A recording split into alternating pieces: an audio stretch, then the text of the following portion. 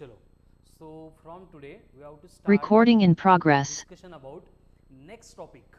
अभी यहाँ पे जो है अपन यहाँ न्यू टॉपिक का डिस्कशन शुरू कर रहे हैं और वो टॉपिक है laws of motion.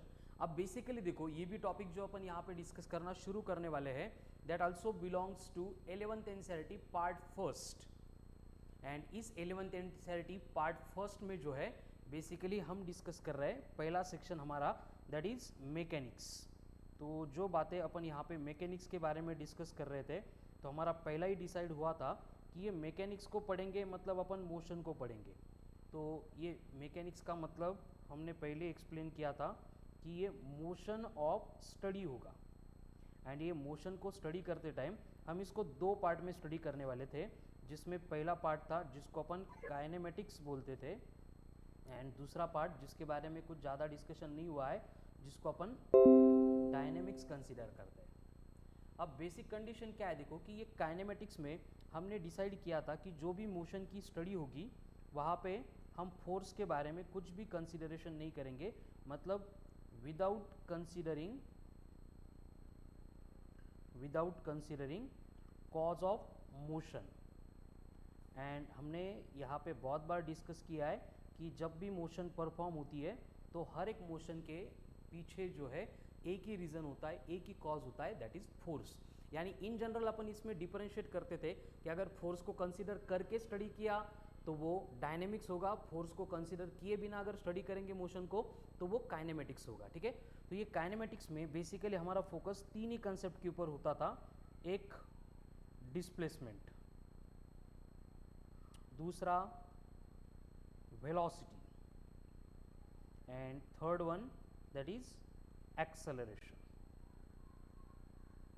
Displacement, velocity, acceleration. ठीक है, तो ये तीन कंसेप्ट है जिसके बारे में हमें सिर्फ काइनेमेटिक्स में डिस्कस करना था. अगर आप याद करेंगे तो हमने जो भी मोशन अलोंग स्ट्रेट लाइन पढ़ा था उस मोशन अलोंग स्ट्रेट लाइन में सबसे पहले हमने इंट्रोड्यूस इन्हीं तीन कंसेप्ट को किया था, डिस्प्लेसमेंट, वेलोसिटी एंड एक्सेलरेशन.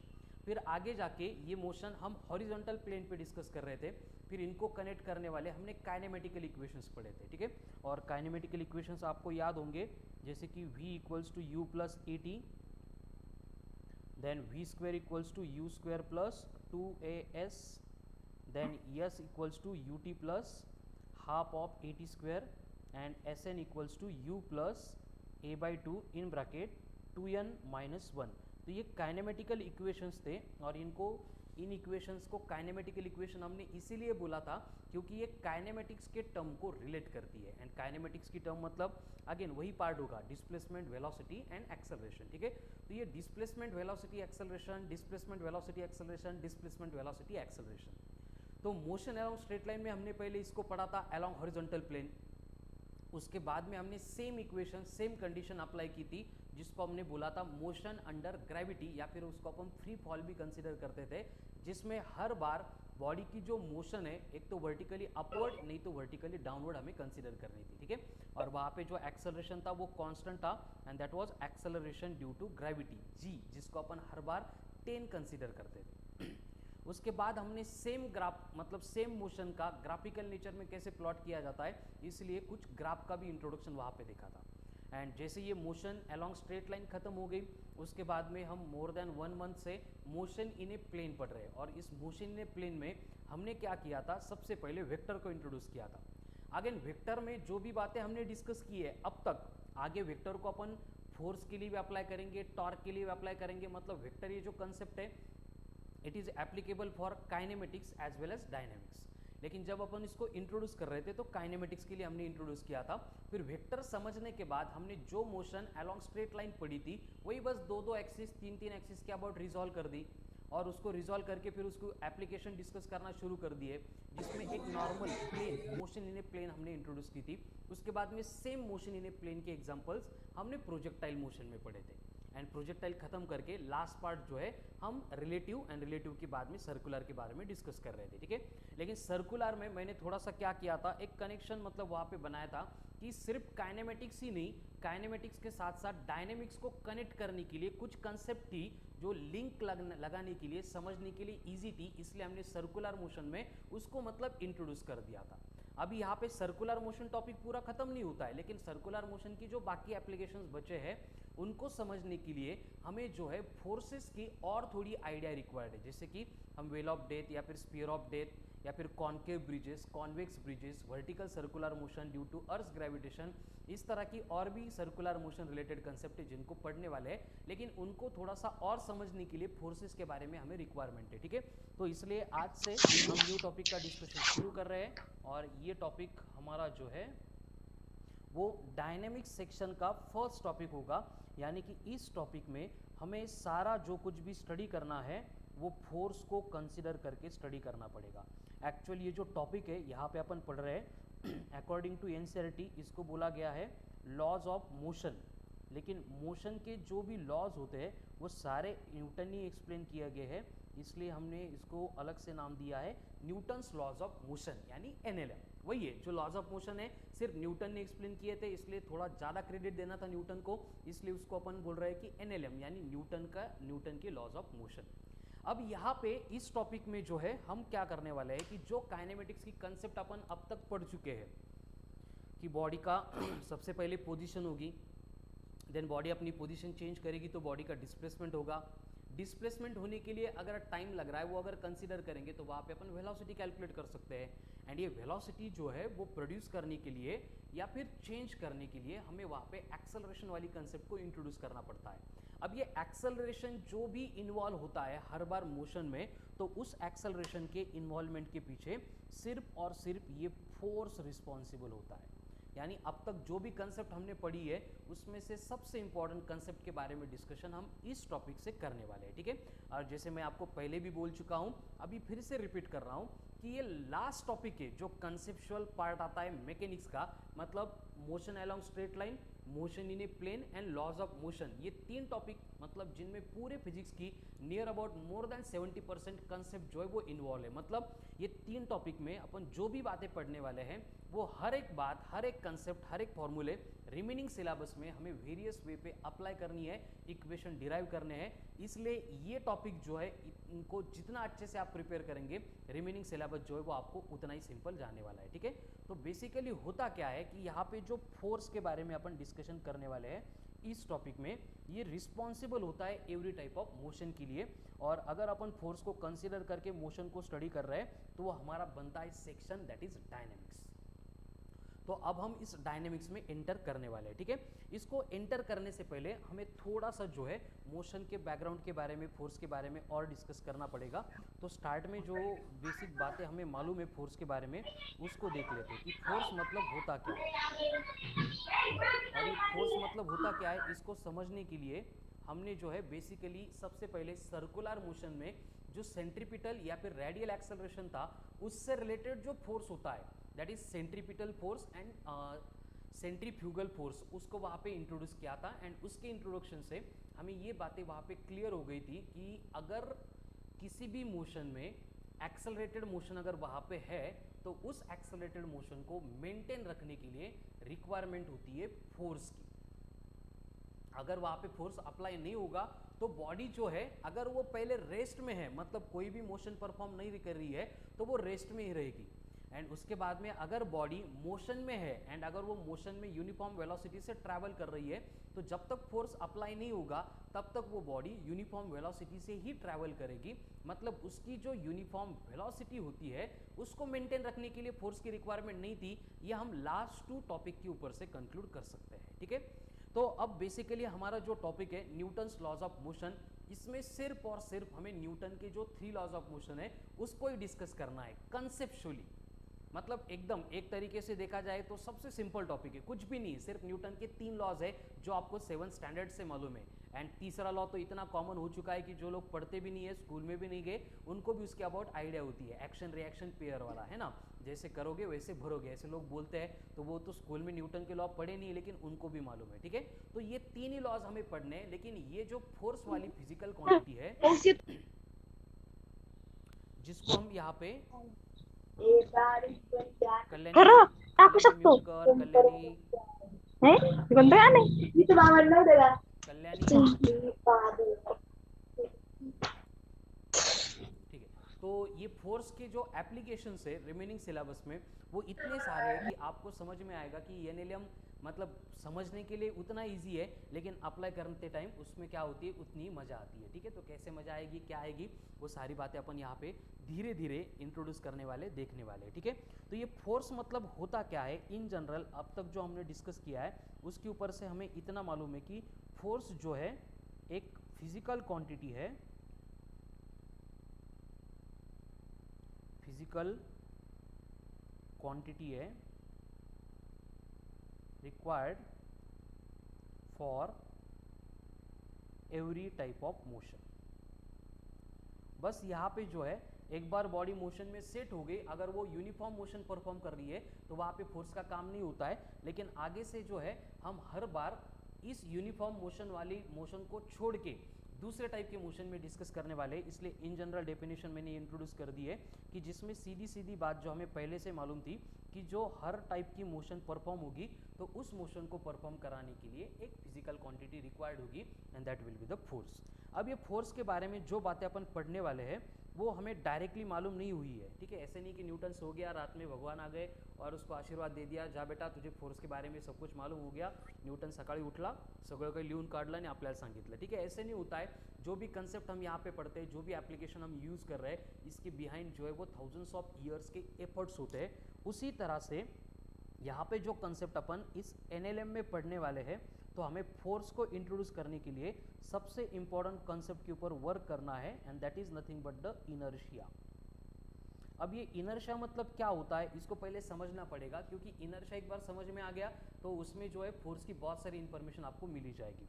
तो इनर्शिया मतलब होता क्या है, मैं पहले उसको डिफाइन कर देता हूँ कि इनर्शिया मतलब है एक टेंडेंसी। अब जो लोग पहले से कर रहे हैं लेक्चर्स उनको मालूम है कि ये टेंडेंसी के ऊपर हमारा बहुत ज़्यादा फोकस होता है। जब मैं पहले लेक्चर में फिजिक्स के बारे में इंट्रोड्यूस करता हूँ तो मैं वहाँ पे एक ही बात एक्सप्लेन करता हूँ कि जो भी हमारा नेचर है वो सारा कुछ बना है मैटर से। मैटर को छोड़ के नेचर में कुछ भी नहीं होता है एंड हर एक मैटर जो बना है वो एक फिक्स स्ट्रक्चर से बना है जिसको अपन बोलते हैं एज ए एटम। और ये एटम में होता क्या है कि एक सेंटर पे पॉजिटिवली चार्ज न्यूक्लियस होता है जिसके सराउंडिंग में इस तरह के सर्कुलर ऑर्बिट में इलेक्ट्रॉन सर्कुलर मोशन परफॉर्म करते हैं। यानी कि हम यहाँ पे बोल सकते हैं कि जो भी मैटर होता है उसके पास या फिर उसको बनाने के लिए जो रिस्पॉन्सिबल है वो सिर्फ 3 टाइप के पार्टिकल्स है। एक है प्रोटॉन, दूसरा है न्यूट्रॉन एंड थर्ड वन है इलेक्ट्रॉन। मतलब हमारे सराउंडिंग में जो कुछ भी है फिर वो विजिबल है, इनविजिबल है, टेंजेबल है, इनटेंजेबल है, बायोटिक है, अबायोटिक है, किसी भी फॉर्म में प्रेजेंट है, तो वो सब कुछ बना है सिर्फ और सिर्फ प्रोटॉन, इलेक्ट्रॉन एंड न्यूट्रॉन से। प्रोटॉन, न्यूट्रॉन एंड इलेक्ट्रॉन से। तो ये 3 पार्टिकल जो है इनके पास ऐसे क्या स्पेशल है कि जिसके ऊपर हमारा पूरा नेचर, पूरे नेचर की साइकिल, पूरे नेचर का इंटरेक्शन डिपेंड है। तो उसके लिए हम इंट्रोड्यूस करते थे कि इनके पास स्पेशली 2 प्रॉपर्टीज होती है। एक को बोला जाता है प्रॉपर्टी ऑफ मास एंड दूसरे को बोला जाता है प्रॉपर्टी या फिर टेंडेंसी ऑफ चार्ज। ये मास एंड चार्ज ये इतनी स्पेशल टेंडेंसीज है कि नेचर में जब कभी भी जो कुछ भी होता है, जैसे कि अभी अपन लेक्चर ले रहे हैं, यहाँ पे मैं पढ़ा रहा हूँ वर्चुअली, है ना, आप उसको देख रहे हैं मोबाइल में, वो भी वर्चुअल पार्ट चल रहा है। इसके लिए भी रिस्पॉन्सिबल कौन है, तो चार्ज ही रिस्पॉन्सिबल है। उसके पास जो भी एनर्जी अपन कंज्यूम करते हैं उसका बॉडी में स्टोर होता है। तो ये सारा जो इंटरेक्शन हमारे सराउंडिंग में, हमारे नेचर में हमारे साथ होता है, उसके पीछे कहीं ना कहीं ये मास या फिर चार्ज इनका हाथ होता है, मतलब यही डिपेंडेंट होते हैं। तो मास को हमने डिफाइन किया था कि बेसिकली ये मास जो है एक टेंडेंसी है। मास क्या है, एक टेंडेंसी है। चार्ज को भी अपन डिफाइन करते हैं कि चार्ज भी क्या है, एक टेंडेंसी है। अब ये जो टेंडेंसी है वो अकॉर्डिंग टू एप्लीकेशन अपना बिहेवियर चेंज करती है। ठीक है, तो जिस तरह से हम जब ग्रेविटेशन पढ़े थे तो ग्रेविटेशन में मैंने इस मास को डिफाइन किया था कि ये एक टेंडेंसी है टू प्रोड्यूस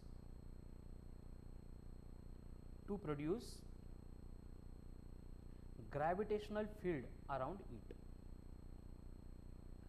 जो भी मास होगा उसके सराउंडिंग में ग्रेविटेशनल फील्ड प्रोड्यूस करने की जो टेंडेंसी है उसको अपन मास ही बोले थे। उसके बाद जब अपन 12th एनसीईआरटी में इलेक्ट्रोडायनामिक्स सेक्शन पढ़ेंगे, जिसमें मुझे पहला टॉपिक इलेक्ट्रोस्टैटिक्स पढ़ाना है, उसमें हम देखेंगे कि चार्ज भी एक टेंडेंसी है जिसकी वजह से क्या होता है, सराउंडिंग में ग्रेविटेशनल फील्ड जैसी अलग टाइप की फील्ड प्रोड्यूस होती है जिसको अपन बोलते हैं as a electric field around it. ये एकदम बेसिक प्रॉपर्टीज होती है related to mass and related to charge. अब इसमें थोड़ा सा एडिशन में अगर देखेंगे तो होता क्या है, देखो कि बेसिकली जो मास है उसको अपन इस टाइप से भी डिफाइन करते थे कि वो क्या करती है, सराउंडिंग के स्पेस में ग्रेविटेशनल फील्ड प्रोड्यूस करती है। देन चार्ज को हमने डिफाइन किया था कि वो क्या करती है, सराउंडिंग के स्पेस में इलेक्ट्रिक फील्ड प्रोड्यूस करती है। लेकिन यहाँ पे इस टॉपिक में जब मैं इनर्शिया को लेके आऊँगा तो मुझे इसी मास को अलग तरीके से डिफाइन करना पड़ेगा कि मास मतलब भी एक टेंडेंसी है। जो इनर्शिया इस पर्टिकुलर एप्लीकेशन में हम बोल रहे हैं एक्चुअल में वो रिप्रेजेंट करने के लिए मास ही रिस्पॉन्सिबल होता है। ठीक है, मतलब देखो ग्रेविटेशन फील्ड में या फिर ग्रेविटेशन इस टॉपिक में हमने जितना कुछ भी पढ़ा था, जो भी इंटरेक्शन पढ़ा था, वो सिर्फ और सिर्फ मास एंड रिलेटेड पार्ट के ऊपर डिपेंड था। अभी इस टॉपिक में भी हम क्या करने वाले हैं, फोर्स एंड रिलेटेड पार्ट का डिस्कशन करने वाले हैं। तो यहाँ पे भी फोर्स जब भी हम इंट्रोड्यूस करेंगे, फोर्स जब भी अप्लाई होगा, फोर्स का मैग्नीट्यूड हमें कैलकुलेट करना होगा, तो वहाँ पे जो है इनर्शिया को हम इंट्रोड्यूस करेंगे एंड वहाँ पे इनर्शिया आ जाएगा, मतलब कौन आ जाएगा, फिर से मास आ जाएगा। लेकिन इस पर्टिकुलर टॉपिक में ये मास का जो काम है वो अलग है। अब ये टेंडेंसी जो अपन लिखते हैं इसका मतलब होता है law of behaviour provided by nature. मतलब नेचर ने जो कुछ भी बनाया है उसको बिहेव कैसे करना है, इसके लिए नेचर ने कुछ लॉज बनाए हैं और उसी को अपन कंसीडर करते हैं एज टेंडेंसीज। ठीक है, तो वन बाय वन हम यहाँ पे टेंडेंसीज का डिस्कशन शुरू करने वाले हैं। यहाँ पे जो टेंडेंसी हमें रिक्वायर्ड है वो है मास वाली। ठीक है, तो ये मास वाली टेंडेंसी का काम क्या होता है, इसका काम होता है to oppose change in state of matter body, या फिर उसको अपन पार्टिकल बोलेंगे। ठीक है, to oppose change in state of particle. अब उसमें जो है इधर स्टेट ऑफ रेस्ट, एक तो बॉडी रेस्ट में हो सकती है या फिर और state of uniform motion. State of uniform motion मतलब बेसिकली यहाँ पे दो टाइप की स्टेट है जो पॉसिबल है, जैसे कि कोई बॉडी रेस्ट में होती है या फिर कोई बॉडी मोशन में होती है, तो दोनों के लिए ये सिचुएशन सेम होती है। मतलब क्या होता है, देखो कि कोई भी बॉडी जो रेस्ट में है, ध्यान से देखो इस कंसेप्ट को और इसको समझो क्योंकि इसके पीछे ही फिर फोर्स आपको इंट्रोड्यूस होने वाला है। ठीक है, कोई भी बॉडी है अगर वो रेस्ट में है तो उस रेस्ट वाले बॉडी का काम क्या होता है, अपोज करना। किसको अपोज करना, to oppose change in its state. अगर जैसे कि फॉर एग्जांपल यहाँ पे मैंने पीसी का ये माउस रखा है, इसको उठा के मुझे यहाँ पे ऊपर रखना है, तो ये ऊपर रखने के लिए हमें क्या करना पड़ा, यहाँ पे वर्क डन करना पड़ा। वर्क डन करना पड़ा मतलब एक्चुअल में मैंने क्या किया, वहाँ पे फोर्स अप्लाई करके बॉडी को एक पोजीशन से दूसरे पोजीशन पे डिस्प्लेस किया। अब यहाँ पे कंडीशन देखो, अगर मैं चाहता तो मैं ऐसे भी कर सकता हूँ, mouse stand up go there ऐसे भी बोल सकता हूँ, लेकिन ऐसे बोलने से माउस उठ के जाएगा क्या, वहाँ पे नहीं जाएगा, माउस को जाना पॉसिबल ही नहीं होगा। क्यों नहीं पॉसिबल होगा, क्योंकि ये माउस के पास मास है ना, इसके पास क्या है, मास है। एंड ये मास का काम क्या है, अपोज करना। किसको अपोज करना, जो भी उसके स्टेट में चेंज प्रोड्यूस करेगा उसको अपोज करना। ठीक है, जैसे कि अभी ये रेस्ट वाली बॉडी थी, इसको अपन मोशन में सेट कर रहे थे तो ये अपोज करती थी, एंड ये अपोज को ओवरकम करने के लिए हमें फोर्स अप्लाई करना पड़ा। अब फोर्स को कनेक्ट कर रहा हूँ मैं धीरे से कि बेसिकली इस टाइप में मतलब बॉडी को मैंने क्या किया, डिस्प्लेस किया। डिस्प्लेस किया मतलब बॉडी क्या करने वाली है, मोशन परफॉर्म करने वाली है। तो यहाँ पे ये बात तो क्लियर हो गई कि जब भी बॉडी डिस्प्लेस होगी मतलब मोशन परफॉर्म करेगी, तो सबसे पहले हमें वहाँ पे क्या करना पड़ेगा, बॉडी का जो इनर्शिया होता है, बॉडी का जो इनर्शिया होता है, इस इनर्शिया के ऊपर ओवरकम करना पड़ेगा। एंड इस इनर्शिया को ओवरकम करने के लिए हमारे पास जो भी फिजिकल क्वांटिटी अवेलेबल है हम उसी को फोर्स बोलते हैं। मतलब फोर्स के बारे में हमें और एक स्टेटमेंट मालूम हो गया, फोर्स के बारे में हमें और एक इन्फॉर्मेशन मिल गई कि force is only required to overcome the inertia of the body. Force की रिक्वायरमेंट क्यों होती है, only to overcome the inertia. ठीक है, अभी कुछ भी मतलब ऐसे फाइनल कंक्लूजन पे नहीं आ रहे अपन, बस इनर्शिया फोर्स क्या है इनके बारे में डिस्कशन चालू है, एकदम मतलब बेसिक बातों का डिस्कशन चालू है। हम टॉपिक में अभी गए नहीं, ठीक है, टॉपिक में अभी जाने आए उसके लिए टाइम है। तो इन बातों को हमें समझना पड़ेगा कि ये हम इनर्शिया पढ़ेंगे, फोर्स पढ़ेंगे, लॉज ऑफ मोशन पढ़ेंगे, फोर्स रिजॉल्व कैसे करते हैं, सिस्टम में एक्ट कैसे होता है, सिस्टम मूव कैसे होती है, फिर वहाँ पे ब्लॉक्स आएंगे, देन वहाँ पे पुली आएगी, देन स्ट्रिंग आएगी, देन कंस्टेंट मोशन आएगी, सारी बातें अपन स्टडी करने वाले हैं। लेकिन सबसे पहले ये होता क्यों है ये हमें समझना पड़ेगा, एंड यही फिजिक्स की जो है वो स्पेशलिटी है। मतलब जो भी अपन पढ़ने वाले हैं उसके पीछे हर बार व्हाई एंड हाउ ये क्वेश्चंस हमें आते हैं। तो पहले हमें इसको कंसेप्चुअली एकदम पिक्टोरिकली क्लियर करना है कि ये सारी जो चीज़ें हो रही है इसके लिए कुछ भी नई कंसेप्ट यहाँ पे रिस्पॉन्सिबल नहीं है। वही रिस्पॉन्सिबल है जो मैंने फर्स्ट लेक्चर में बोला था कि फिजिक्स के किसी भी टॉपिक में जाओ वहाँ पे हमें घूम फिर के मास एंड चार्ज इनके बारे में डिस्कस करना है। इनको छोड़ के कुछ है ही नहीं नेचर में, तो हम भी क्या पढ़ेंगे अलग से।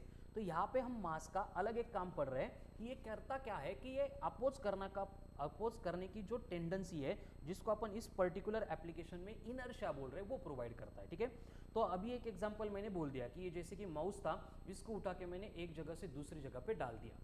अब ये माउस था इसलिए मैंने बैठे बैठे आराम से एक हाथ से पकड़ के दूसरी जगह पे रख दिया।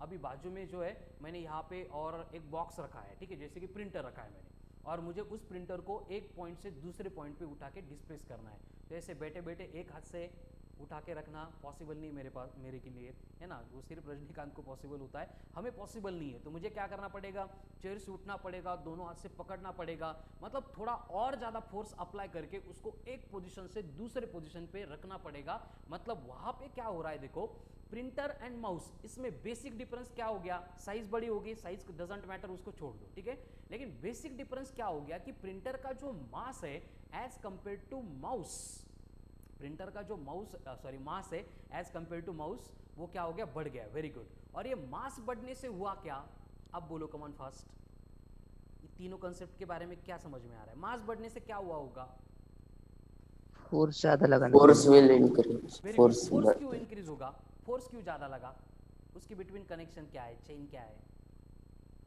मास बढ़ा उसकी वजह से फोर्स बढ़ा, वेरी गुड। लेकिन क्यों बढ़ा, बोलो। Inertia, excellent. इनर्शिया। ऊपर हमने लिखा है कि जो एक टेंडेंसी है ये हर एक बॉडी की है, हमारे पास भी होती है, हमारी तो बहुत ज़्यादा है ना। जैसे मॉर्निंग में उठ के मैं जब 3:30 बजे मैसेज डालता हूँ ग्रुप पे, तो बहुत सारे लोग होंगे जो मैसेज देखते भी होंगे, लेकिन वहाँ पे उठ के फिर टाइप करके रिप्लाई करना या फिर जो वर्क है वो सबमिट करना, वो थोड़ा सा मतलब मॉर्निंग में नहीं एडजस्ट होता है। उसके लिए रिस्पॉन्सिबल भी यही इनर्शिया है। जैसे कि रात भर अपन बेड पे एकदम लंबे चौड़े सो गए और वहाँ पे उसके बाद हमें सुबह उठना है, तो उठते टाइम पहले जो 5 मिनट होते हैं वो हमारे दिन भर की पूरी स्ट्रगल एक तरफ, और वो मॉर्निंग के स्टार्ट के 5 मिनट जो है वो एक तरफ होते हैं। ऐसा क्यों होता है, उसके लिए रिस्पॉन्सिबल भी यही इनर्शिया है। एक बार आप वहाँ पे जीत गए, मतलब मॉर्निंग में उठने के बाद क्या होता है, हमने अलार्म लगा दिया 5 बजे, और वहाँ पे स्नूज ऑप्शन होता ही है अलार्म के पीछे। बनाते टाइम उनको मालूम है कि ये मानसल है, आलस्यस था, ठीक है, इनर्शिया उनको सुधरने नहीं देगा। तो वहाँ पे हमारे पास 2 ऑप्शन होते हैं, ऐसे ब्रेन में वॉर शुरू होता है। एक बोलता है कि उठ जा बेटा, बहुत पढ़ाई बाकी है ना, फिजिक्स सर होमवर्क बोलने वाले वो भी करना है। दूसरा बोलता है 5 मिनट और, 5 मिनट से क्या फ़र्क पड़ने वाला है। तो वहाँ पे क्या होता है कि हम किसकी साइड ले रहे हैं उसके ऊपर डिपेंड करता है कि हमारा डे कैसे जाएगा, हमारा ईयर कैसे जाएगा, हमारा करियर कैसे बनेगा, हमारा एसबीटी का रिजल्ट कैसे होगा, ठीक है। तो लेट इट बी, वो पार्ट के बारे में बाद में डिस्कस करेंगे। लेकिन ऐसा होता क्यों है, ये आपके साथ नहीं होता, ये हर एक के साथ होता है। कोई भी ह्यूमन बीइंग है उसके साथ होता ही है, एंड उसके लिए रिस्पॉन्सिबल भी यही इनर्शिया है। अभी जो मैं प्रिंटर के बारे में बोल रहा था, तो बेसिकली चेंज क्या हुआ कि माउस के कंपैरिजन में प्रिंटर का मास बढ़ा, और ये प्रिंटर के मास के बढ़ने से हुआ क्या, ये मास का काम ही है इनर्शिया को रिप्रेजेंट करना। यानी कि प्रिंटर जो भी इनर्शिया करने वाला है, इनर्शिया प्रोवाइड करने वाला है। अब इनर्शिया मतलब क्या, उसको समझो, वर्ड के साथ फैमिलियर हो जाओ। इनर्शिया का मतलब एक ही है, अपोज एंड अपोज। किसको अपोज, सबको अपोज। मतलब कोई बॉडी रेस्ट में है, उसको अगर मोशन में सेट होना है उसको भी अपोज, या फिर कोई बॉडी पहले से मोशन में है एंड उसको अगर रेस्ट में लेके आना है तो उसको भी अपोज। तो ये अपोज प्रोवाइड करने का काम ही नेचर ने इस इनर्शिया को दिया है। लेकिन इनर्शिया होता किसके पास है, ऐसे नहीं है ना कि सपोज एक पेड़ लगा दिया और उसके ऊपर फल आ गए इनर्शिया के, ऐसे तो नहीं होगा। नेचर में जो कुछ भी बना है अल्टीमेटली उसको बनाने के पीछे रिस्पॉन्सिबल कौन है, एक तो मास है, नहीं तो चार्ज है। तो हमें उसके साथ हर बार इनको कनेक्ट करना पड़ेगा। तो यहाँ पे जो है हमने देखा कि इनर्शिया वाली टेंडेंसी का काम चार्ज से रिलेट नहीं करता है, ये काम जो है वो प्रोवाइड करेगा मास। तो यहाँ पे अगर मास बढ़ेगा तो बॉडी का इनर्शिया बढ़ेगा।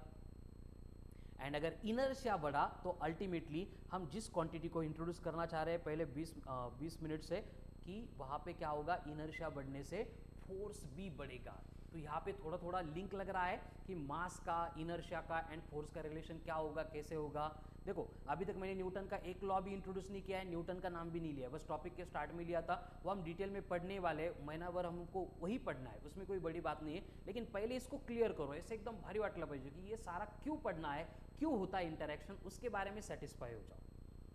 हाँ, डायरेक्टली प्रोपोर्शनल है, मतलब वो डायरेक्टली डिपेंड कर रहा है। डायरेक्टली प्रोपोर्शनल बोलने से मतलब कनेक्शन क्या है, देखो फोर्स की रिक्वायरमेंट क्यों होती है, डिफाइन करना पड़ता है, जो बुक में दिया है, इसलिए अलग से उसको डिफाइन कर लेंगे, वो अलग बात है। पुल और push required for the displacement of the body, वो आपको भी मालूम है, प्रिंट करके भी मॉडल में दिया है, मैं भी पढ़ाऊंगा और लिख के भी दूंगा, लेट इट बी, वो हमें ज़्यादा काम में नहीं आने वाली। लेकिन यहाँ पे इस टॉपिक में आपको ये सबसे ज़्यादा, ये जो कड़ी है, ये जो लिंक है, ये हेल्प करेगी कि फोर्स की रिक्वायरमेंट होती क्यों है। बोलो, why force is required? I am waiting for your answer. Force is only required to overcome the inertia. जब भी मोशन में फोर्स का इंट्रोडक्शन होता है तो उसका पहला काम होता है उसको क्या करना है, इनर्शिया को ओवरकम करना है। ठीक है, तो ये इनर्शिया मतलब क्या है, आइडिया आ रहा है कि इसका काम होगा अपोज करना। किसको अपोज करना, जो बॉडी रेस्ट में है उसको अगर अपन रेस्ट में से मोशन में सेट कर रहे हैं, या फिर जो बॉडी मोशन में होगी, अभी उसके एग्जांपल हमने डिस्कस नहीं किए, लेकिन ये तो समझ में आ गया कि कोई भी बॉडी अगर रेस्ट में है उसको अगर अपन मोशन में सेट कर रहे हैं तो कंपलसरी उसको मोशन में सेट करते टाइम हमें एक्सटर्नली आना पड़ेगा, फोर्स अप्लाई करना पड़ेगा। फिर फोर्स डिफरेंट वे से अप्लाई होता है, ठीक है, उसके बारे में भी आगे टॉपिक में हमें पढ़ना है। कुछ कॉन्टैक्ट फोर्स होते हैं, कुछ नॉन कॉन्टैक्ट फोर्स होते हैं। जैसे मैंने माउस को यहाँ से उठा के वहाँ पे रख दिया, ये कॉन्टैक्ट फोर्स हो गया। उसी माउस को मैं ऐसे पकड़ के अगर छोड़ूंगा नहीं, लेकिन इमेजिन करो तो ये नीचे आ जाएगा, लेकिन नीचे खींचने वाला फोर्स है, मालूम है हमें ग्रेविटेशनल फोर्स है, लेकिन वो नॉन कॉन्टैक्ट फोर्स है, कॉन्टैक्ट किए बिना जादू से वो काम चला लेता है। ठीक है, लेकिन दोनों भी केस में ये जो फोर्स है इसका पर्पज ही यही है कि बॉडी के इनर्शिया को ओवरकम करना है। ठीक है, जैसे और एग्जांपल है मेरे पास, जैसे कि बाजू में एक चेयर रखी है, उस चेयर को मुझे एक जगह से उठा के दूसरी जगह पे अगर रखना होगा तो एक तो मुझे जाना पड़ेगा, नहीं तो मुझे किसी को बोलना पड़ेगा कि वो चेयर जो है यहाँ से उठा के वहाँ पे रख दो। ठीक है, और वो आने के बाद उसके ऊपर फोर्स अप्लाई करेंगे, फिर जाके चेयर का डिस्प्लेसमेंट होगा। चेयर खुद से उठेगी, चलो सर बोले बहुत रिस्पेक्ट कर रहे हो मैं सर का, उठ के बाजू में चले जाते हैं, ऐसे उसको लगा तो भी वो नहीं कर सकते। क्यों? जैसे कि फॉर एग्जांपल अभी क्लास में देवेश बैठा है, मैंने देवेश में अगर बोल दिया कि तू सामने के बेंच पे आके बैठ जा, देवेश बैठेगा क्या आके? डेफिनेटली बैठेगा, लेकिन चेयर बैठेगी क्या? Yes no? हाँ। नो। क्यों नो नहीं? सर। क्यों? रीजन क्या होगा? No sir, non living. Reason क्या होगा? देवेश के नॉन लिविंग है। क्या? Non living is chair. तो लिविंग नॉन लिविंग में क्या डिफरेंस होगा, वो हमारे कंसेप्ट के साथ कैसे लिंक कर सकते हो बेटा? इनर। देवेश 4 नहीं 5 बार खाना खाता है ना, 3 डबे इथं आणि घरी 2दा, तो वो खाना खा के वो क्या कर रहा है, बॉडी में एनर्जी स्टोर कर रहा है। तो उसको जब भी डिस्प्लेस होना है, एक बेंच से उठ के दूसरे बेंच पे जाना है, तो by virtue of that energy वो क्या कर रहा है, मसल को कॉम्प्रेस कर रहा है, एक्सपांड कर रहा है, मतलब फोर्स अप्लाई कर रहा है, सो दैट उसके बॉडी के इनर्शिया को ओवरकम करके एक जगह से दूसरी जगह पे वो लेके जा सके। लेकिन चेयर ना खाना खाती है ना पानी पीती है, इसलिए उसके पास कोई एनर्जी नहीं है, उसको लगा तो भी वो डिस्प्लेस नहीं हो सकती। तो समझ में आ रहा है कि नेचर में जब कभी भी कहीं पे भी अगर डिस्प्लेसमेंट होगा, मतलब बॉडी मोशन परफॉर्म करेगी, तो उसके पीछे यही एक फिजिकल क्वांटिटी है जो रिस्पॉन्सिबल होगी, दैट इज फोर्स। तो ये इनर्शिया को हमने डिफाइन किया था और रेस्ट के लिए हमने बहुत सारे एग्जाम्पल भी देख लिए। अब बात करते हैं मोशन की, कि कोई बॉडी अगर मोशन परफॉर्म कर रही है और वो मोशन कौन सी है, यूनिफॉर्म है। अब यूनिफॉर्म मोशन है मतलब क्या होगा, उसकी जो स्पीड होगी या फिर वेलोसिटी होगी ये कांस्टेंट होगी। ठीक है, सर्कुलर मोशन को छोड़ के अगर लीनियर मोशन की बात करेंगे तो स्पीड कांस्टेंट तो वेलोसिटी भी कांस्टेंट होगी। सर्कुलर मोशन में क्या होता है, वेलोसिटी वेरी होती है, डिपेंड करता है हम किस एप्लीकेशन में उसको कंसीडर कर रहे हैं। तो अगर कोई बॉडी यूनिफॉर्म मोशन में है तो उसको यूनिफॉर्म मोशन में मेंटेन रखने के लिए फोर्स की रिक्वायरमेंट होती है क्या? Yes no?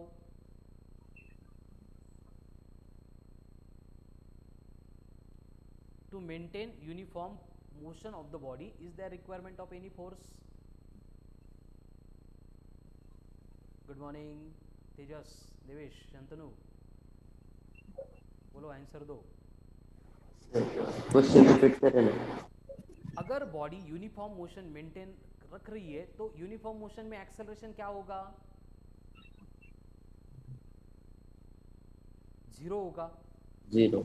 अगर एक्सेलरेशन जीरो है तो वहां पे कोई भी फोर्स की रिक्वायरमेंट नहीं होती है, ठीक है। तो ये बात भी आपको समझनी पड़ेगी कि यूनिफॉर्म मोशन को मेंटेन रखने के लिए वहां पे फोर्स की रिक्वायरमेंट नहीं होती है।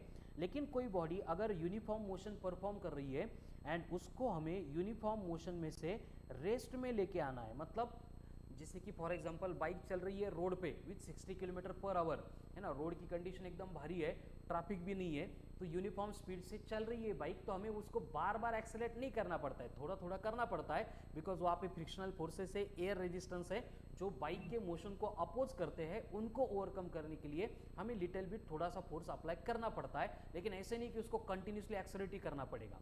लेकिन वही मोशन अगर 60 किलोमीटर पर आवर है एंड सडनली कोई ऑब्स्टेकल रोड पे आ गया तो हमें वहां पे बाइक को रोकना पड़ता है। तो रोकने के लिए हम करते क्या है? ब्रेक्स अप्लाई कर ब्रेक्स अप्लाई करते हैं। ब्रेक्स एक्सीलेंट, ब्रेक्स अप्लाई कर दिया मतलब हमने क्या किया? वहां पे रिटार्डेशन प्रोड्यूस। रिटार्डेशन हो। Very good. और ये रिटार्डेशन प्रोड्यूस किया मतलब क्या किया कि फोर्स अप्लाई करके बॉडी की जो यूनिफॉर्म वेलोसिटी थी उसको हमने डिस्टर्ब किया। फिर हम वहां पे स्पीड अप भी कर सकते हैं, स्पीड डाउन भी कर सकते हैं, स्पीड को बढ़ा भी सकते हैं, स्पीड को कम भी कर सकते हैं, लेकिन दोनों भी केसेस में हमको बॉडी के इनर्शिया के ऊपर ओवरकम करना पड़ता है। इसलिए वहां पे भी रिक्वायरमेंट बनती है फोर्स की। समझ में आ रहा है? जैसे कि बाइक को रोड पे अगर रोकना है तो ऐसे बोलने से रुकोगी क्या? थामा था, ऐसे होगा क्या? उसको हमें क्या करना पड़ेगा? ब्रेक की सिस्टम होगी, ब्रेक्स अप्लाई करने पड़ेंगे। हम ब्रेक्स अप्लाई कर रहे हैं मतलब क्या कर रहे हैं? इनडायरेक्टली हम फोर्स प्रोवाइड कर रहे हैं, एंड ये फोर्स क्या कर रहा है? बॉडी की जो भी इनर्शिया वाली टेंडेंसी थी उसको जाके ओवरकम कर रहा है, ठीक है। तो अब तक की डिस्कशन में हमने सिर्फ इतना ही पढ़ा कि इनर्शिया मतलब होता क्या है, what is inertia, tendency associated with matter by virtue of which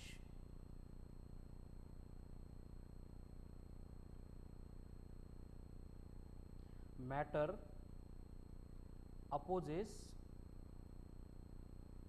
change in its state।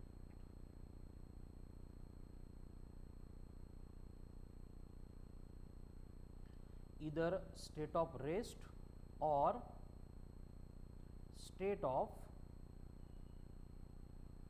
Uniform motion. अब ये डेफिनेशन की मीनिंग समझ में आ रही है, लिंक लग रही है, कमन फास्ट देखो ध्यान से इसको। क्या है? टेंडेंसी एसोसिएटेड है हर एक मैटर के साथ, जिसका काम ही क्या है? अपोज करना। किसको अपोज करना?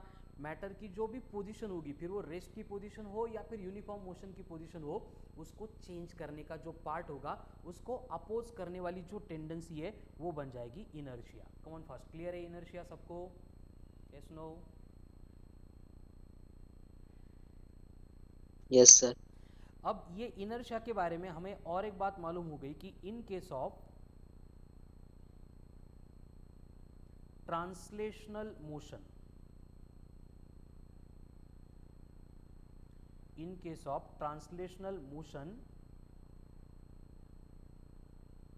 tendency of inertia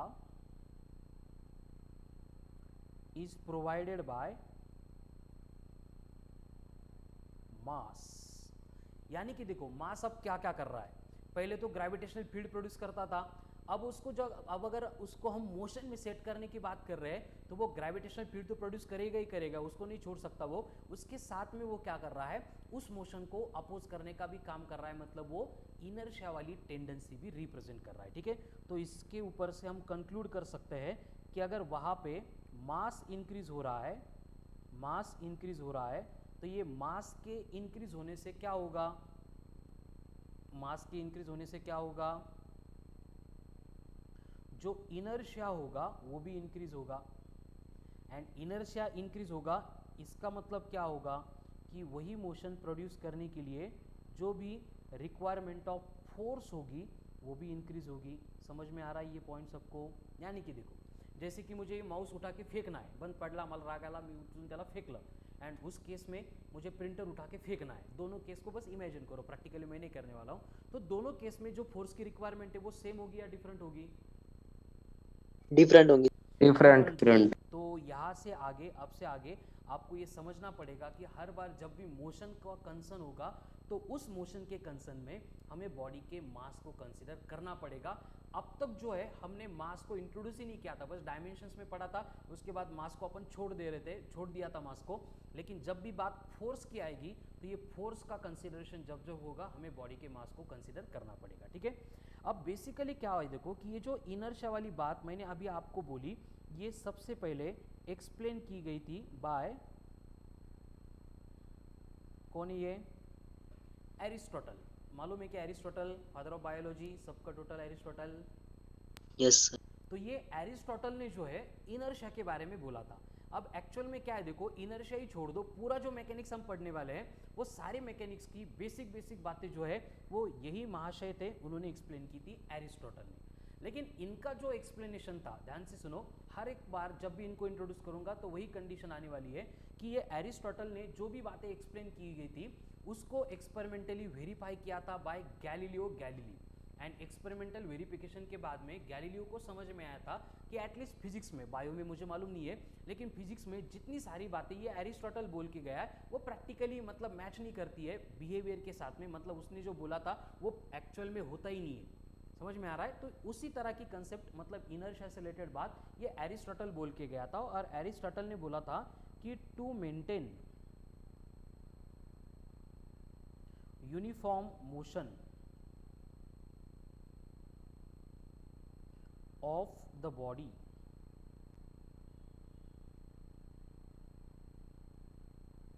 there is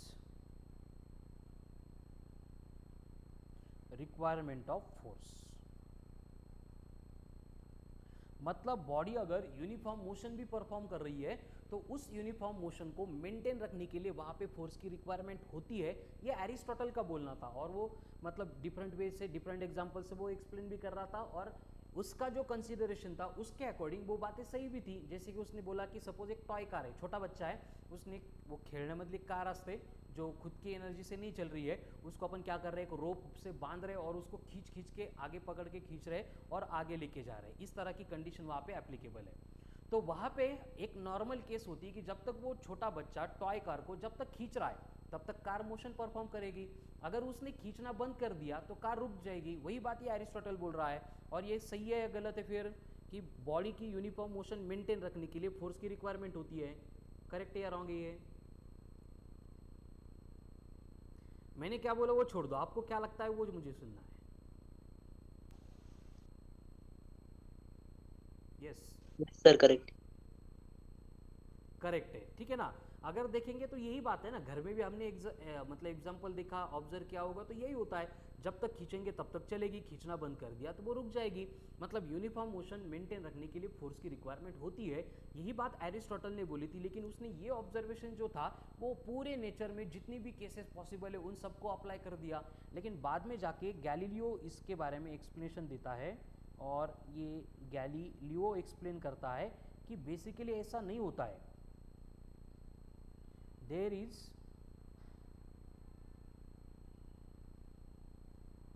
requirement of force only to change the state of matter। Matter बोलेंगे तो आपको सॉलिड लिक्विड गैस से याद आ जाएगा। Only to change the state of particle या फिर ऑब्जेक्ट बोलते हैं, ठीक है। फिर ये दोनों भी स्टेट होगी, एक तो स्टेट ऑफ रेस्ट हो सकती है या फिर स्टेट ऑफ यूनिफॉर्म मोशन हो सकती है। तो ऐसे बोलते टाइम गैलीलियो एक्सप्लेन करता है कि जो बात एरिस्टोटल ने बोली थी वो यहाँ पे करेक्ट है, लेकिन ये हर एक एप्लीकेशन में करेक्ट नहीं है। क्योंकि इस पर्टिकुलर एग्जाम्पल में जब वो बॉय टॉय कार को खींच रहा है तब वहाँ पे जो फ्रिक्शनल फोर्सेस है बिटवीन टॉय कार का टायर एंड सरफेस, उसके बाद में जो एयर रेजिस्टेंस है, ये सारे मिला के उस मोशन को अपोज कर रहे हैं। एंड उसके अपोज को ओवरकम करने के लिए हमें वहाँ पे कांस्टेंट फोर्स की रिक्वायरमेंट होती है। लेकिन अगर वहाँ पे हम फ्रिक्शनल फोर्स को पूरा जीरो बना देंगे एंड वहाँ पे एयर रेजिस्टेंस अगर नहीं रखेंगे तो उस केस में किसी बॉडी को अगर मोशन में सेट कर देंगे तो वो बॉडी क्या करती है, कंटिन्यूसली उसी स्पीड से जो उसमें मतलब जो उसको हमने प्रोवाइड की थी उसी वेलोसिटी से वो अपनी मोशन कंटिन्यूसली परफॉर्म करती है। यानी कि यूनिफॉर्म मोशन मेंटेन रखने के लिए वहाँ पे फोर्स की रिक्वायरमेंट नहीं होती है।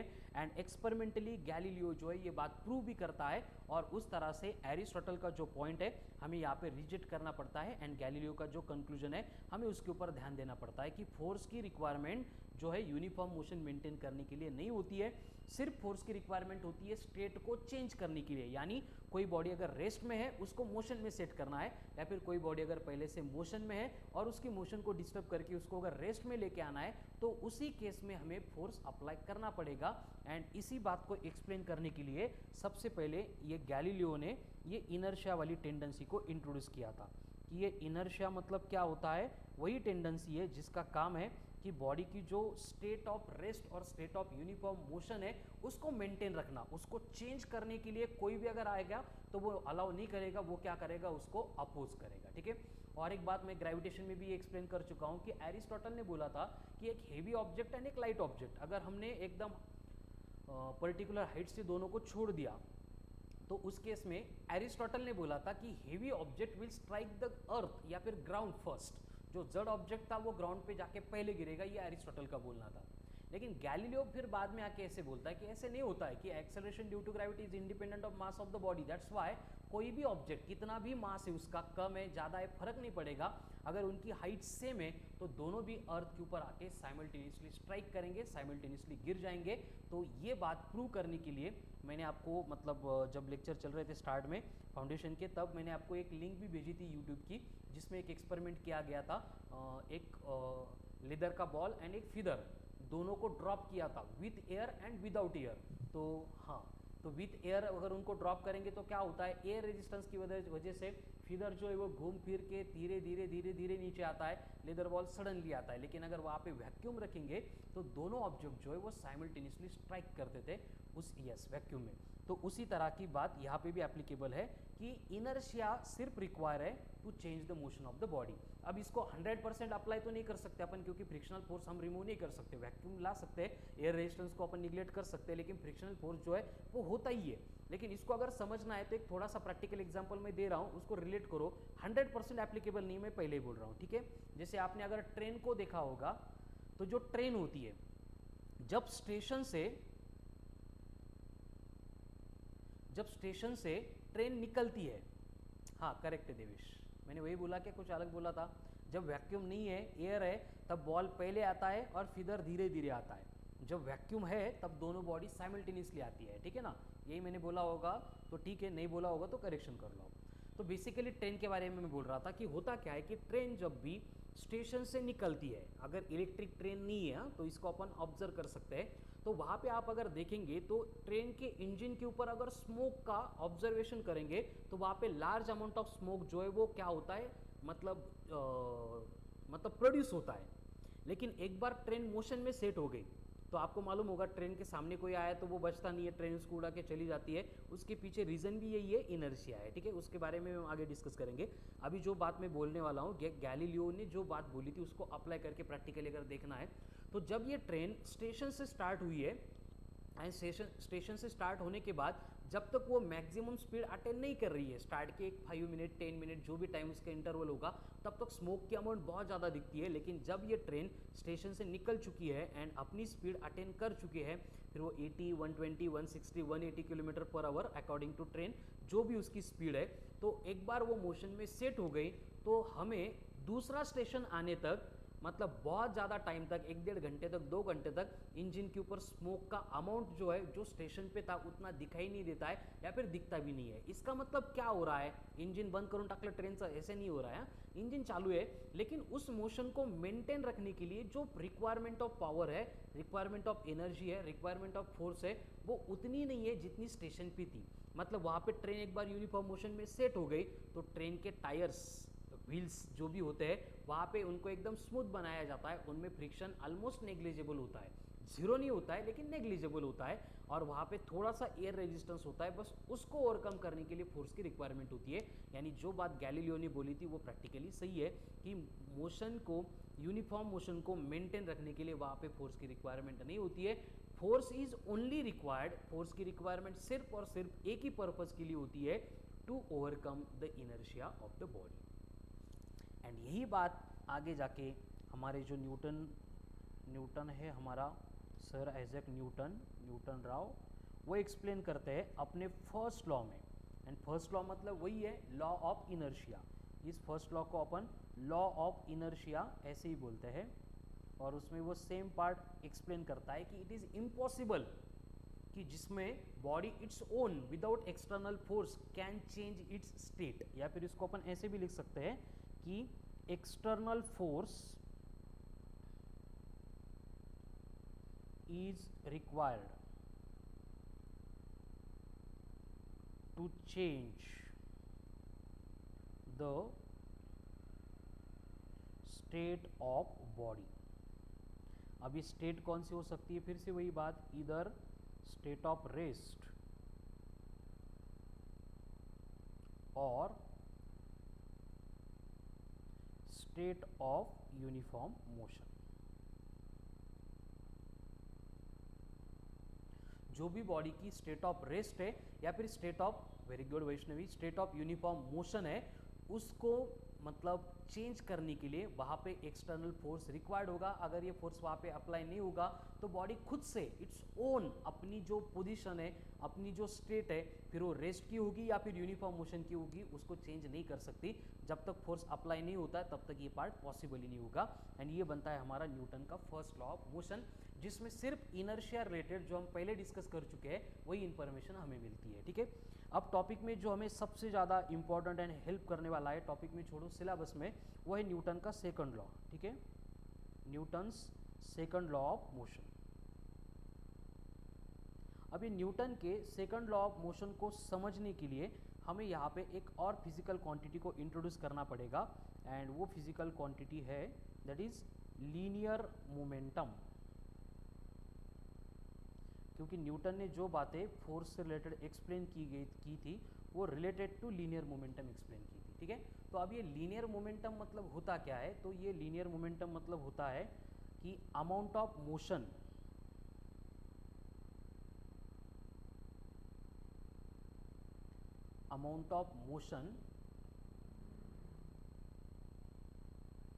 Content in the body. मतलब बॉडी में कितनी मोशन कंटेन है, कितनी मोशन एक्चुअल में प्रेजेंट है, ये कैलकुलेट करने के लिए यहाँ पे एक स्पेशल क्वांटिटी आती है जिसको अपन बोलते हैं लीनियर मोमेंटम। एक्चुअल में अपन इसको इंट्रोड्यूस करते हैं in the form of product of, और इसको अपन डिफाइन करते हैं ऐसे भी, product of mass and velocity of the body. Body का जो मास होगा एंड उसकी जो वेलोसिटी होगी उसके प्रोडक्ट को हम बोलते हैं linear momentum. Yes Devesh, correct है। सेम बात अपन मेजरमेंट में जब डायमेंशंस डिराइव कर रहे थे तब भी डिस्कस कर चुके हैं। अभी जो लीनियर मोमेंटम होगा हम थ्रू आउट सिलेबस इसको डिनोट करेंगे बाय पी, और इसका फॉर्मूला होगा P is equals to m into v. P मतलब linear momentum, m is the mass and v का मतलब होगा वेलोसिटी। तो यहाँ से हम उसका एसआई यूनिट भी डिराइव कर सकते हैं। बोलो क्या होगा एसआई यूनिट लीनियर मोमेंटम का?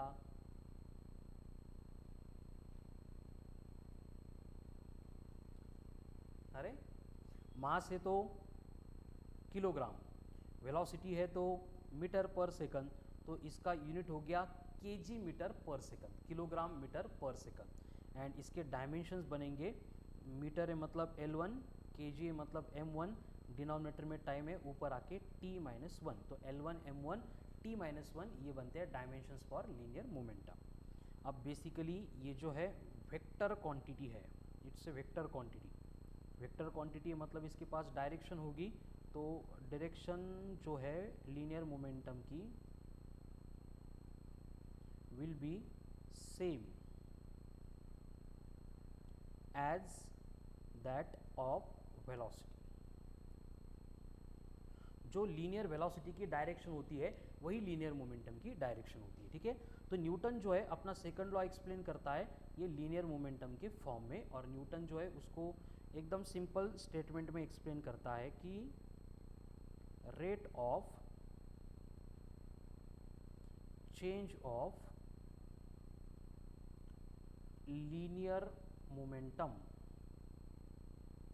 is directly proportional to the force applied to change the momentum।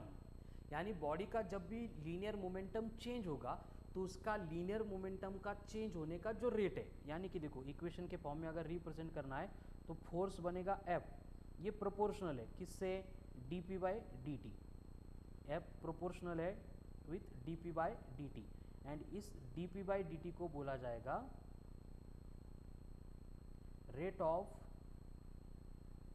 Change of linear momentum. मतलब लीनियर मोमेंटम चेंज हो रहा है तो उसको टाइम के साथ अगर कनेक्ट करेंगे, कंसीडर करेंगे, तो वो बनेगा rate of change of momentum. अब ये dp बाई डी टी हमें यहाँ पे देखना है, तो बेसिकली हमें मालूम है कि p का मतलब होता है m into v, mass into velocity, अभी ऊपर डिफाइन किया था।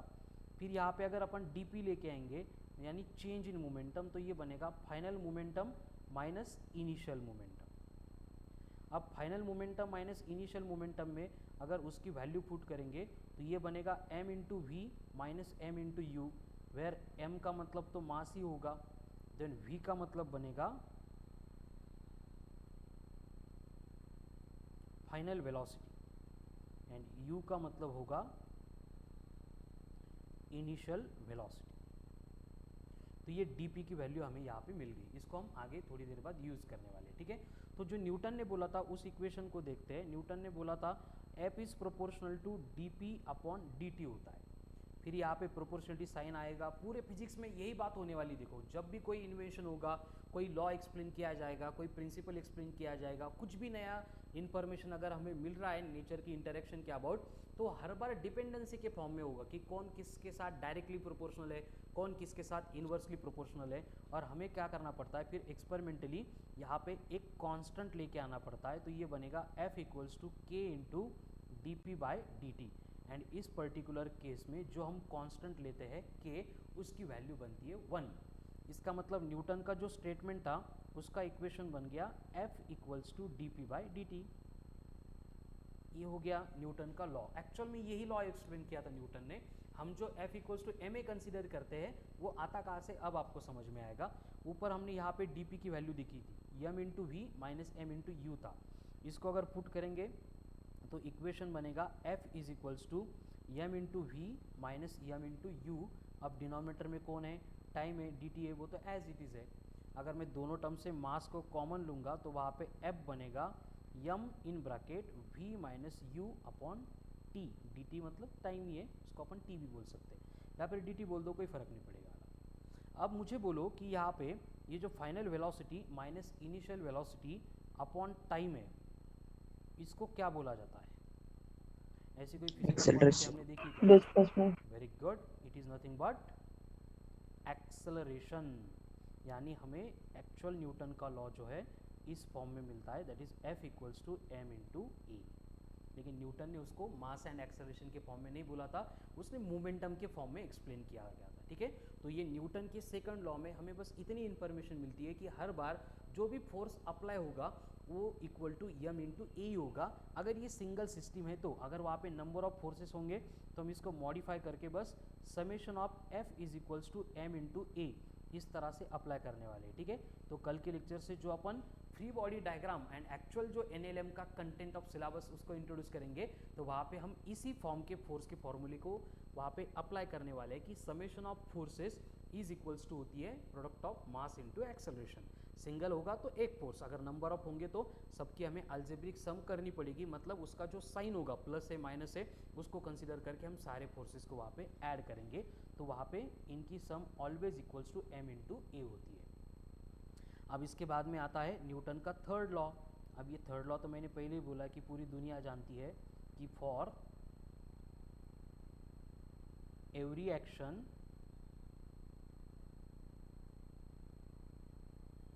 there is equal and opposite reaction. लेकिन यहाँ पे आपको एक केयर लेनी है कि action and reaction must be in terms of force only. हमारे लाइफ के जो मतलब जनरल रूल होते हैं, कर्माचे फळं भेटली जसं होईल तसं वागेल, क्या है ना, ऐसे ऐसे कुछ होते हैं, वो सारी चीज़ों में न्यूटन का लॉ अप्लाई नहीं करना है।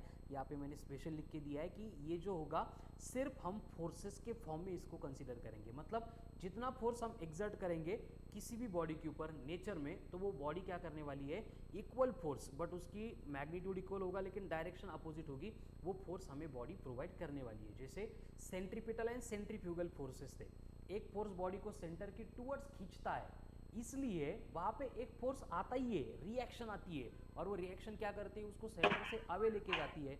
मतलब वहाँ पे भी क्या हो गया, एक्शन एंड रिएक्शन की पेयर हो गई, है ना। यहाँ पे पीछे अगर वॉल है, मैं वॉल को अगर टच करूँगा तो वॉल भी मुझे धीरे से टच करेगी। अगर मैंने एकदम जोर से वॉल के ऊपर मार दिया तो वॉल भी क्या करेगी, उतनी जोर से मेरे ऊपर फोर्स एक्सर्ट करेगी। मतलब जितना फोर्स अपन अप्लाई करने वाले हैं, हमें क्या होता है कि बॉडीज के इंटरैक्शन से उतना ही फोर्स लेकिन अपोजिट डायरेक्शन में एक्सपीरियंस करने को मिलता है। ठीक है, तो यहाँ पे ये बेसिक इंट्रो हो गया न्यूटन के लॉज ऑफ मोशन का। अभी मैंने बोला कि एक्चुअल टॉपिक में जब हम free body diagram, various bodies, उनका इंटरेक्शन, ये सारी बातें पढ़ेंगे तब बहुत मज़ा आने वाला है। लेकिन आज जो है हमने एकदम बेसिक बातें जो आपको पहले से मालूम भी थी, और इसके ऊपर का हमारा डिस्कशन आगे आने वाला है, तो उसको इंट्रोड्यूस किया है। न्यूटन का फर्स्ट लॉ, न्यूटन का सेकंड लॉ, न्यूटन का थर्ड लॉ ऑफ मोशन। तो आज आप क्या करेंगे, जितना थ्योरेटिकल पार्ट पढ़ा है उसी के ऊपर वर्क करेंगे, उसको लर्न करेंगे, उसको इमेजिन करेंगे, एंड एसबीटी भी होगी। जो फॉर्मूले, सिंपल फॉर्मूले आज मैंने एक्सप्लेन किए, उसके बेस के कुछ थ्योरेटिकल क्वेश्चन होंगे, कुछ न्यूमेरिकल्स होंगे सिंपल केस के। ठीक है ना। आप मॉड्यूल है, next module Newton's laws of motion read कर सकते हो, लेकिन उसके जो क्वेश्चंस है आज सॉल्व नहीं करेंगे तो भी चलेगा। फ्रॉम टुमारो जो है हम मॉड्यूल में से पूरा वर्क जो है हमारा एज पर रेगुलर पैटर्न उसको शुरू करने वाले हैं। ठीक है, और जिनके पास ये मॉड्यूल नहीं है Newton's laws of motion, office पे आके उसको आपको कलेक्ट करना है। ठीक है, सो आज के लिए इतना ही सफिशिएंट है। ये था introduction of NLM, that is Newton's laws of motion. अब इससे रिलेटेड जो भी रिमेनिंग बातें हैं हम कल के लिए Recording stopped. कंटिन्यू करने वाले हैं। सर PDF टाकेल